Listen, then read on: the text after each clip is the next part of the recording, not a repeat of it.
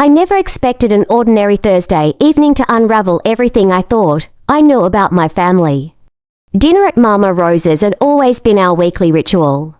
My sister, Claire, 35 like me, was only 3 minutes younger but felt years older in hindsight. She had just finished law school and landed a prestigious job in Chicago. Our small family rarely gathered in one place, so seeing her across the table felt like a gift. I stirred my pasta, eyeing her carefully, wondering what secret she carried. Behind that smile, I glanced at her over the candlelight flicker, noticing the faint tremor in her hand as she raised her glass. She smiled politely, lips painted a crimson that matched the of her wine. She always played it safe with her appearance, projecting confidence even when she felt anything but. I sighed inwardly, recalling how she'd called me earlier that afternoon, sounding strained as she asked about logistics for the evening. There was a hesitation in her voice I couldn't ignore, a silent plea for help she dared not voice outright. My younger brother, Josh, sat beside me, cracking jokes about my latest writing project. He always tried to deflect serious conversation with humor, his way of keeping the peace. Tonight, though, even his wry comments fell flat. I caught him stealing glances at Claire, eyebrows knitted together in concern. Our parents, tucked at the far end of the table, engaged in polite chatter about my father's health and my mother's new quilting circle. None of them noticed that Claire's fork hovered above her plate. Untouched for just nearly 10 minutes, I cleared my throat and attempted to steer the conversation back to lighter topics, but the air felt thick with unspoken tension. I leaned forward and rested my chin on my hand, trying to catch my sister's eye. For a brief moment, Claire looked at me and gave the subtlest of nods. My heart pounded. I knew she was counting on me to share what happened last night. The last thing I wanted was to betray her trust. Yet I also couldn't let her continue carrying this burden alone completely. Memories of the previous evening flooded me.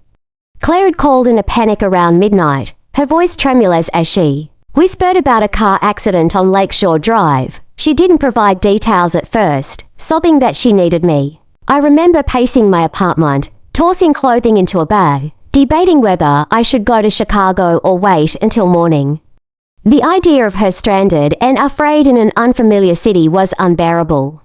Finally, I grabbed my keys, threw on my coat, and drove through the night without hesitation. The drive was surreal, my thoughts a jumbled mix of panic. I replayed Claire's words over and over, trying to extract any clue about her whereabouts. She had mentioned an abandoned warehouse district near her office, but she'd sounded ashamed to provide an address. Mile markers felt like an eternity. As I sped northbound on I-90, I called her cell, but it went to voicemail. I left a terse message telling her I was coming and for her to call me as soon as she could. Silence greeted me again. By dawn, traffic thinned and the sky lightened with pale hues of pink and gold. The warehouse district loomed ahead, its hulking silhouettes casting long shadows on the pavement. I parked a block away, heart thundering as I approached. Broken windows stared like empty eyes. Graffiti scrawled across concrete walls in jagged letters. I checked my phone again, hoping for a missed call from Claire. My pulse quickened. I rehearsed what I would say when I found her words of comfort mixed with frustration that she'd kept me in the dark. I edged closer to the nearest entrance, clutching my bag so tightly my knuckles whitened. The door was open, a creak echoing. As I pushed it, my hand shook with nerves. Inside, the air smelled of damp concrete. Light filtered through windows. I squinted, searching for any sign of movement. My voice trembled as I called her name, each syllable bouncing off steel beams. The reply was the thump of my heartbeat. Fear crawled up my spine, but I forced myself to step inside without hesitation, determined to find Claire. Eventually, I heard a faint groan echoing from the far corner of the warehouse. My heart lurched as I crept toward the sound. Piles of discarded wooden pallets cast eerie shadows where sunlight reached. I spotted her curled behind a stack of metal crates, hair disheveled and clothes smeared with dirt. Claire looked up, eyes wide with relief and fear. She opened her mouth to speak, but no words came out. I rushed forward, kneeling beside her, wrapped my arms around her shoulders as tears ran down her face. I held her tight as she trembled visibly, whispering reassurances softly. She finally spoke, her confession explaining everything and shuddering. My assumptions in utter shock. Tears dampened my shirt as she recounted the accident, how a reckless driver lost control, sending her vehicle off Lakeshore Drive into a ravine. She crawled out, hiding until daylight. I listened, anger and relief warring within me. In that moment, I realized that telling everyone where she was last night might be the only way to break the silence that almost caused her life. I couldn't believe the silence that fell over the table as soon as the words left my mouth. She was trapped in an overturned car off Lakeshore Drive, I said, voice tight. My mother's knitting needles clattered together in shock. My father froze mid-bite, his fork hovering inches from his plate. My brother Josh's jokes died on his lips, and even the background hum of other diners seemed to pause, as if waiting for someone to break the tension. Claire's eyes widened, tears pulling at the corners as she stared down at her untouched salad. She blinked rapidly, struggling to compose herself, but her lips trembled, and a single tear escaped before she could catch it. My heart pounded. In my ears as the weight of what I'd done, the betrayal, the exposure of her shame settled like a stone in my chest. I watched her shrivel under everyone's curious gazes. My voice had carried farther than I intended. The hushed gasps and sympathetic murmurs spread around the table like wildfire. My mother set her knitting aside, wiping her hands on her napkin before reaching for Claire's. Honey, why didn't you tell us? She asked in a gentle tremor, eyes swimming with worrying. Claire shook her head, lips pressed tight, defiance sparking in her eyes. I didn't want to worry you, she whispered, as though confessing a grave sin. My father cleared his throat, trying to regain control.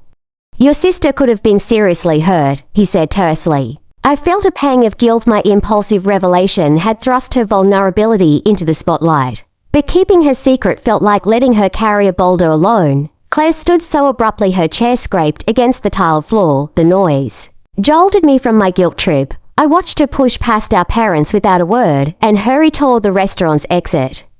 The candlelight flickered across her rain-speckled coat, and I knew I had to follow. I shoveled a few bites of cold pasta into my mouth, hardly tasting it, then rose and slipped past our mother, ignoring my father's call.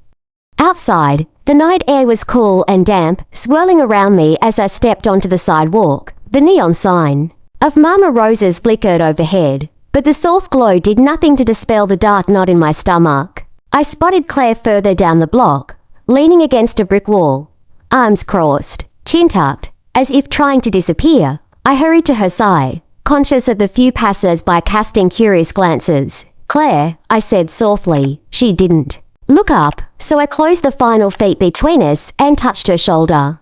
She flinched like I'd hit her. I'm sorry, I said, voice catching. She finally met my gaze, eyes glistening with hurt and frustration. Why would you do that? She demanded quietly. Her words cut sharper than any shout. You made everyone panic. You took away what little control I had. I flinched at the honesty of her anger, understood in that moment that no secret is hers alone to reveal or conceal. I panicked. I admitted, I thought if they knew, they'd understand why you've been so distant. I thought it would help. She shook her head, pressing her lips together, and I saw the flash of tears she refused to shed. The rumble of a passing bus rattled the windows of the restaurant behind us. I inhaled deeply, forcing my panic to simmer down so I could think straight. Claire, you nearly died last night, I said, keeping my voice even. I can't stand by and let you shoulder everything. You're stronger than any of us. But you don't have to face this alone. She looked away, gaze sweeping over the empty lot next door, the muffled laughter of distant traffic. I didn't want pity, she murmured. I just wanted normalcy. Her vulnerability was like a raw wound, and I ate to soothe it. I brushed a strand of wet hair behind her ear. I know, I whispered, but sometimes normalcy means letting people in, even if it hurts. She exhaled slowly, the tension in her shoulders easing as she leaned into my touch. I felt her small frame shake, with sobs she couldn't fully release. You embarrassed me, she said, voice cracking. You turned my worst night into everyone's dinner table drama. My chest tightened around guilt and love. I know, I said, voice low, and I'm sorry, truly, but I'd do it again. If it meant you didn't face that alone. She turned to face me, tears streaming, chin wobbling. For a moment, all I saw was the sister I'd known my entire life, fierce, guarded, vulnerable. Promise me you'll never do something like that without talking to me first, she whispered, eyes burning into mine. On the sidewalk drenched by overhead streetlights, I nodded. I promise, she gave a shaky laugh, then closed the distance and wrapped her arms around me. Her coat smelled of rain and diesel fumes, but I welcomed it. We stood there hugging. The city's hum pulsing around us. I pressed my cheek against her hair, feeling the tight rhythm of her breathing. When we finally pulled apart, the moment between us had shifted. The betrayal still stung, but the bond between us felt reforged, stronger for having been tested. Let's go home, I said. Claire nodded once, wiping her eyes. We walked back, toward Mama Rose's, side by side, ready to face the questions inside and each other's truths. As we stepped back through the restaurant door, the warm light and murmured concerns washed over us again. The family looked up at our return, their faces a mixture of relief and apprehension. I placed a hand on Claire's arm, steadying her, as if to say we were in this together. In that moment, I understood that some secrets are woven into our darkest nights, but revealing them to those who love us can be the first step toward healing. And while the road ahead would be fraught with guilt, forgiveness, and difficult conversations, I was determined that we would walk it as sisters, no matter how jagged the path. I followed Claire home in silence after dinner. The streetlights cast an amber glow on the wet sidewalk. I kept my arm brushing against hers, a silent promise that I would stay by her side. The city felt alive around us with the hum of traffic and distant sirens. I glanced at Claire, her eyes fixed on the pavement. She clutched her coat tighter, as if the fabric could shield her from what happened. I wanted to say something comforting, but words felt inadequate. Instead, I offered her a small smile. She looked up and returned it, fragile but genuine. We reached her apartment building, the brick facade familiar and unthreatening. The lobby smelled of old carpet and coffee from a nearby cafe. Claire fumbled for her keys. I waited a few steps back so she could have a moment alone. When she found the right key, she paused, breathing in sharply. "Thank you," she said softly, "for not giving up on me." I nodded. "I'll always come for you," I replied. She opened the door and stepped inside. I stood on the threshold and considered following her in, but something told me she needed space to process the night's events. I turned to leave, but she called my name. I walked back into the hallway and leaned against the wall. She closed the door and met me on the other side. "Can I sit with you for a bit?" she asked, voice wavering. I nodded, and we sat on the narrow landing. There was only one small window, but it looked out onto a fire escape that was slick with rain. Claire curled her legs under her, wrapping her arms around her knees. I sat beside her, giving her a little room yet staying close enough to offer comfort. The minutes passed without words. I listened to the distant sounds of the city. I could feel Claire's trembling slowly subside. I reached out and took her hand. She didn't pull away. I squeezed gently. "I want things to go back to normal," she finally said. "But I know that can't happen." I pressed my forehead to her shoulder. "I understand," I whispered. "Normal feels like a luxury after last night," she exhaled, a shaky breath that seemed to release some of the tension she'd been holding. After a while, she stood and stretched. "I should get ready for bed," she said. I offered to stay and help her make sure she was okay, but she shook her head. "I need some time alone. Promise me you'll check in tomorrow?" I promised. She unlocked her door and waved goodbye from behind the frosted glass. I turned and walked back down the hallway, each step echoing. At the bottom, I hesitated, then decided to send her a quick text. "I'm here if you need me," she replied almost immediately. "Thank you. Good night." The next morning, I woke up before dawn. I made coffee and sat at my kitchen table in my own apartment nearby. The sun peeked through my blinds, soft and reassuring. My phone buzzed with a text from Claire. "Sleeping better than expected. Thank you again." I smiled, relieved. I sipped my coffee slowly, thinking about how fragile we are. I stared out the window at the quiet street, wondering how long it would take for both of us to heal. Later that day, I headed to Claire's apartment. I brought her favorite bagels and cream cheese. When she opened the door, she was dressed in jeans and a wool sweater. Her hair was pulled back loosely. She offered me a tired but genuine smile. We sat at her small kitchen table. I spread cream cheese on a bagel and handed it to her. We ate in companionable silence for a few minutes. Then Claire took a deep breath and spoke. "Last night I felt so alone," she said, voice steady now. "I was scared and embarrassed and didn't know how to face anyone." I nodded. "I get it," I said. "But you don't have to go through things alone."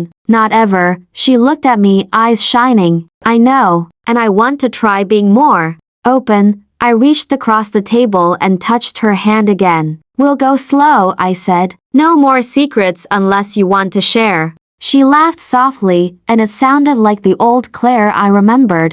Over the next few days, we talked more than we had in months. We shared old memories and new fears. I learned about the survivor's guilt she carried from the accident. She learned how my own struggles had gone unnoticed while I focused on her. We both acknowledged that we had a tendency to hide pain behind forced smiles. By the end of the week, we decided to visit the place where her car had crashed. We drove together to the overlook on Lake Shore Drive. The wind whipped around us as we looked down at the ravine. It looked peaceful from above, the trees green and the water calm. Claire took a photo and handed me her phone. "I want proof I'm alive," she joked. We both laughed, the sound echoing against the concrete walls of the overlook. On the drive home, Claire turned down the radio and spoke. "Thank you for sharing my secret," she said quietly. I glanced at her. "It was the hardest thing I've ever done," I admitted. "But I'd do it again in a heartbeat." She reached out and squeezed my hand. "You saved me," she said simply. I smiled, tears prickling in my eyes. "We saved each other," I replied. When we arrived back at her apartment, the sky was painted with sunset hues. Claire unlocked the door and paused. "Let's not wait for another crisis to be honest," she said. "Let's promise to talk about everything." I nodded enthusiastically. "Deal." She stepped inside and turned to me. "I love you, sis," she said. I waved and called back, "I love you too." As I walked back to my car, I felt lighter than I had in weeks. The city lights flickered around me like tiny beacons of hope. That night, I lay in bed thinking about how a single moment of panic revealed the depth of our bond. Claire and I had both risked too much by staying silent. Now, we had a fresh start, built on honesty and trust. I closed my eyes and drifted off, confident that whatever came next, we would face it together.